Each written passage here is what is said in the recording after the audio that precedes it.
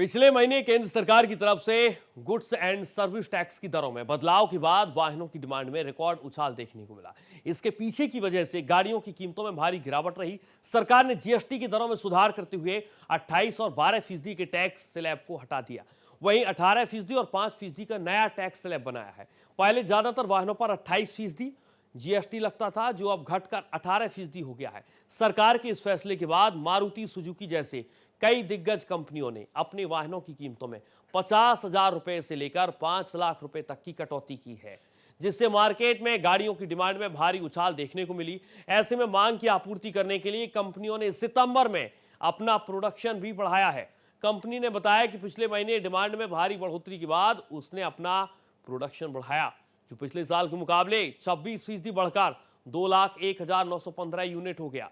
देश की top vehicle manufacture company ने एक एक्सचेंज फाइलिंग में बताया कि पिछले साल सितंबर में उसका कुल प्रोडक्शन 1,59,743 यूनिट्स था, जबकि इस बार 26% बढ़ गया है।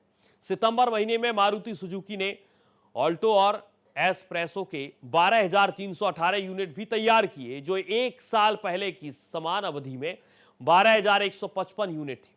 इस दौरान compact model Baleno, Celerio, Dzire और स्विफ्ट का प्रोडक्शन बढ़कर 93,301 यूनिट रहा, जबकि पिछले साल सितंबर में 68,413 यूनिट था। पिछले महीने कंपनी ने सियाज मॉडल का प्रोडक्शन नहीं किया, जबकि सितंबर 2024 में इसके 1,687 वाहन तैयार किए गए थे।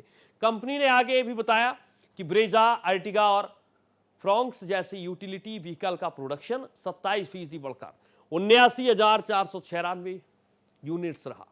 पिछले साल समान अवधि में 62,752 यूनिट्स था। इको वैन का प्रोडक्शन 11,702 इकाई से बढ़कर 13,201 यूनिट्स हो गया। वहीं सुपर कैरी एलसीवी का प्रोडक्शन 3,034 यूनिट से बढ़कर 3,599 यूनिट हो गया। आपको यह भी बता दें कि कंपनी 1 अक्टूबर को सितंबर में कुल वाहनों की बिक्री के आंकड़े साझा किए गए थे, और इस दौरान मारुति सुजुकी ने बताया कि सितंबर में उसकी कुल सेल 3% से बढ़कर 1,89,665 यूनिट गाड़ियां बिकी।